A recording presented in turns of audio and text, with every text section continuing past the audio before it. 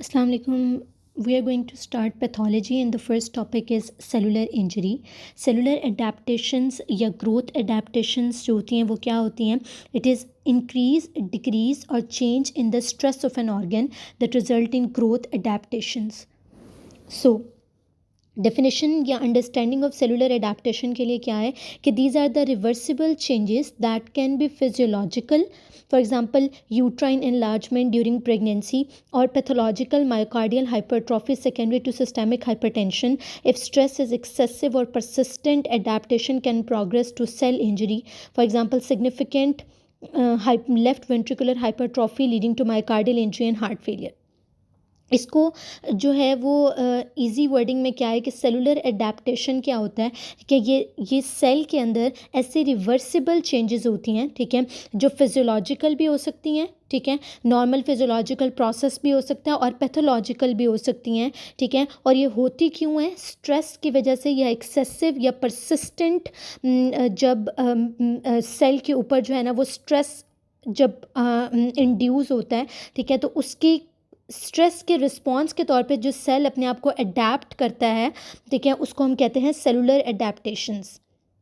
Okay, अब cellular adaptations जो होती हैं, देखिए उसमें हमारे पास टाइप्स होती हैं. हाइपरट्रॉफी होता है, हाइपरप्लेजिया होता है, एट्रॉफी होता है, मेटाप्लेजिया होता है, डिस्प्लेजिया होता है, एप्लेजिया और हाइपोप्लेजिया भी होता है, जिसके बारे में मैं एंड पे थोड़ा सा डिस्कस करूँगी जो यहाँ पर इन्होंने नहीं बताया.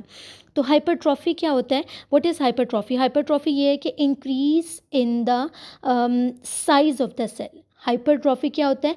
Size of the cell increase करता है, ठीक है. हाइपरट्रॉफी में size of the cell increase करता है, और साइज ऑफ द सेल किस मैकेनिज्म से इंक्रीज करता है? स्ट्रक्चरल प्रोटीन्स और ऑर्गेनेलीज जो होती हैं उनकी जनरेशन होती है. देखिए, it involves the generation of structural proteins and organelles, ठीक है. तो पहली बात हो गई कि व्हाट इज़ हाइपरट्रॉफी. हाइपरट्रॉफी क्या होता है? It is increase in the size of the cell. Size of the cell increase करता है, और मैकेनिज्म क्या होता है? इंक्रीज स्ट्रक्चरल प्रोटीन, ऑर्गेनेलीज की सिंथेसिस ज़्यादा हो जाती है, जीन एक्टिवेशन ज़्यादा हो जाती है, ठीक है, उसको हम कहते हैं हाइपरट्रॉफी. इसको मैं थोड़ा सा एक्सप्लेन इस करूँगी कि जो हमारे परमानेंट टिश्यूज़ होते हैं, देखिए जिसमें हमारा कार्डियक मसल होता है, हमारे स्केलेटल मसल्स होते हैं, हमारी नर्व्स होती हैं, ठीक है. जो परमानेंट टिश्यूज़ होते हैं जैसे कि कार्डिक मसल, स्केलेटल मसल या नर्व्स होती हैं, दे ऑलवेज अंडरगो हाइपरट्रॉफी. उनमें हाइपरप्लेजिया नहीं होता, उनमें क्या होता है? हाइपरट्रॉफी होता है, ठीक है. तो जितने भी हमारे पास परमानेंट टिश्यूज़ हैं, जिसमें कार्डिक मसल मैंने कहा, नर्व्स होती हैं और आपके स्केलेटल मसल्स होते हैं, इनमें क्या होती है? परमानेंट टिश्यूज़ के अंदर हाइपरट्रॉफी होती है, ठीक है. क्या होती है? हाइपरट्रॉफी, ठीक है. अब इसमें जैसे कि उन्होंने हमें एग्जांपल भी अगर हम देखें तो हमें दी हुई है, कार्डियक हाइपरट्रॉफी की एग्जांपल दी हुई है, ठीक है. कार्डियक हाइपरट्रॉफी जो है वो क्यों होगी? कार्डियक हाइपरट्रॉफी इसलिए होती है क्योंकि जब आपके पास हाइपरटेंशन होती है या कोई भी वैल्वुलर हार्ट डिजीज़ होती है, तो अल्टीमेटली हमारे पास कार्डियक हाइपरट्रॉफी होती है, हाइपरप्लेजिया नहीं होता, ठीक है. ये एमसीक्यू आता है इस तरह से, ठीक है, कि वो हमें नोन केस दे देते हैं कि हाइपरटेंसिव पेशेंट था, तो changes in the cardiac muscle या कार्डियक सेल्स क्या चेंजेस होंगे? तो आपको ऑप्शन में हाइपरट्रॉफी भी दिया होगा, हाइपरप्लेजिया भी दिया होगा, बोथ हाइपरट्रॉफी हाइपरप्लेजिया भी होगा. लेकिन आप याद रखिए कि हमने हमेशा कार्डियक मसल के लिए क्या चूज़ करना है? हाइपरट्रॉफी को चूज़ करना है, ठीक है. कार्डियक मसल हो जाए, स्केलेटल मसल्स हो जाएं, या आपके नर्व्स जो होते हैं, ठीक है, जो आपके परमानेंट टिश्यूज है, दे ऑलवेज अंडरगो हाइपरट्रॉफी. उनमें size of the cell increase करता है, लेकिन क्योंकि वो परमानेंट सेल्स हैं, ठीक है, तो उनमें क्या होता है कि उनमें नंबर ऑफ सेल्स इंक्रीज नहीं करता. जो सेल्स पड़े होते हैं ऑलरेडी, जो सेल्स बने हुए होते हैं, उनके ऊपर जब स्ट्रेस पड़ता है तो उनका जो साइज़ होता है वो इंक्रीज़ कर रहा होता है, ठीक है. Okay, next is hyperplasia. Hyperplasia क्या होता है? Hyperplasia is increase in the number of the cells, ठीक है. हाइपरप्लेजिया क्या होता है? इंक्रीज नंबर ऑफ सेल्स, ठीक है. इंक्रीज नंबर ऑफ सेल्स जो होते हैं उनको हम कहते हैं हाइपरप्लेजिया. तो अब जो नंबर ऑफ सेल्स है वो किस मैकेनिज्म से इंक्रीज करते हैं? ठीक है, इसमें मोस्ट कॉमनली क्या होता है कि there is production of new cells from stem cells, ठीक है. जो हमारे स्टेम सेल्स होते हैं, ठीक है, वो क्या करते हैं, वो न्यू सेल्स को प्रोड्यूस करते हैं। ठीक है, तो production of new cells from the stem cells होते हैं। ठीक है, अब यहाँ पर इन्होंने हमें दिया है कि it is control proliferation of stem sales and differentiated sales. मैंने भी कहा कि इसका मैकेनिज्म क्या होता है कि स्टेम सेल से न्यू सेल्स की प्रोडक्शन होती है, तो नंबर ऑफ सेल्स इंक्रीज कर जाते हैं। ठीक है, अब आगे ये है कि इसके अंदर ये फिजियोलॉजिकल भी हो सकता है, पैथोलॉजिकल भी हो सकता है। जैसे फिजियोलॉजिकल में उन्होंने हमें बेनाइन प्रोस्टेटिक हाइपरप्लेजिया की एग्जाम्पल दी है यहाँ पर। ठीक है, और पैथोलॉजिकल हाइपरप्लेजिया के अंदर क्या है, देखें एंडोमेट्रियल हाइपरप्लेजिया की एग्जांपल उन्होंने हमें दी हुई है, एंडोमेट्रियल हाइपरप्लेजिया की एग्जांपल दी हुई है। ठीक है, जो अल्टीमेटली प्रोग्रेस करके डिस्प्लेजिया और कैंसर में चेंज हो सकता है। ठीक हो गया।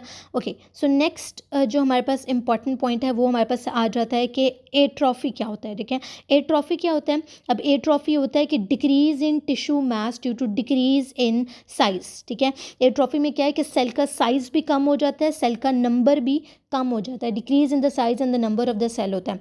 इसका मैकेनिज्म क्या होगा, यूबिक्विटिन प्रोटियोसोम पाथवे जो है वो इसका इंपॉर्टेंट मैकेनिज्म होता है। देखिए यहाँ पर इन्होंने मेंशन किया हुआ है cytoskeleton degradation via the ubiquitin proteasome pathway, and number 2 क्या होता है, नंबर 2 जो दूसरा पाथवे होता है वो एपोप्टोसिस होता है, यानी कि जो एपोप्टोसिस है ना, एपोप्टोसिस, ठीक है, एपोप्टोसिस जो है वो भी बेसिकली एक मैकेनिज्म होता है जो कि प्रिवेंट कर रहा होता है कैंसर सेल्स की फॉर्मेशन को। ठीक है, सेल के नंबर को डिक्रीज करता है। ठीक है, जो एपोप्टोसिस होता है वो सेल नंबर को डिक्रीज करता है। ठीक है, प्रोग्राम सेल डेथ कॉज करता है, जबकि जो यूबिक्विटिन प्रोटियोसोम पाथवे का इन्होंने यहाँ पर रिलेशन दिया हुआ है। ठीक है, वो क्या है कि यूबिक्विटिन प्रोटियोसोम पाथवे डिग्रेडेशन पाथवे होता है। ठीक है, जो बेसिकली आपके सेल के साइज़ को रिड्यूस कर रहा होता है।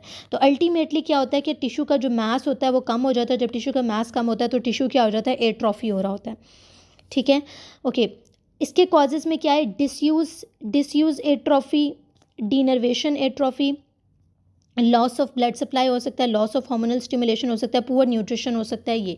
ठीक है, और एट्रॉफी से रिलेटेड जो एमसीक्यू आता है उसमें यह है कि वो हमें एक एमसीक्यू देते हैं कि कास्ट अप्लाई हुआ है ऑन द लेग या किसी भी लिम्ब के ऊपर। ठीक है, तो उसमें क्या होगा, उसमें एट्रॉफी होगी। एट्रॉफी की अगर ऑप्शन नहीं दी हुई, ठीक है, तो वहाँ पर हम ये भी ऑप्शन चूज़ कर सकते हैं कि इंक्रीज प्रोटीन डिग्रेडेशन होगी। ठीक है, प्रोटीन की डिग्रेडेशन जो है वो बढ़ जाती है और प्रोटीन की सिंथेसिस जो होती है वो कम हो जाती है। ठीक है, इंक्रीज प्रोटीन डिग्रेडेशन और डिक्रीज प्रोटीन सिंथेसिस हो जाती है एट्रॉफी के अंदर। Okay, so next is metaplasia. Metaplasia क्या होता है, change of one type of epithelium into another type of epithelium. ठीक है, यहाँ पर भी उन्होंने लिखा है कि reprogramming of stem cells, replacement of one cell type by another cell type, ठीक है, इज कॉल्ड एज मेटाप्लेजिया, यानी कि एक एपिथेलियम दूसरे एपिथेलियम में चेंज हो जाती है। अब हमेशा ये क्यों होती है, जब किसी न किसी इरिटेंट का एक्सपोजर होता है, जैसे कि यहाँ पर उन्होंने कहा है कि जब गैस्ट्रिक एसिड कोई का एक्सपोजर होता है, ठीक है, तो क्या होता है कि जो यानी कि वो जो गर्ड होता है गैस्ट्रोएसोफेजियल रिफ्लक्स डिजीज़, उसमें क्या होता है कि गैस्ट्रिक एसिड जो है वो रिफ्लक्स होकर बार बार स्टमक से जो है वो lower part of the oesophagus में जाता है। उसकी वजह से क्या हो जाता है, जब वो लोअर पार्ट ऑफ एसोफेगस में जाता है, ठीक है, तो अल्टीमेटली क्या होता है कि जो एसोफेजियल एपिथेलियम होती है, जो कि stratified squamous non keratinised epithelium होती है, ठीक है, वो चेंज हो जाती है intestinal epithelium, simple columnar epithelium में चेंज हो जाती है। ठीक है, उसको हम क्या कहते हैं, उसको हम कहते हैं बैरेट्स एसोफेगस। इस चेंज को हम कहते हैं बैरेट्स एसोफेगस। और बैरेट्स एसोफेगस क्यों होता है, मेटाप्लेजिया की वजह से होता है।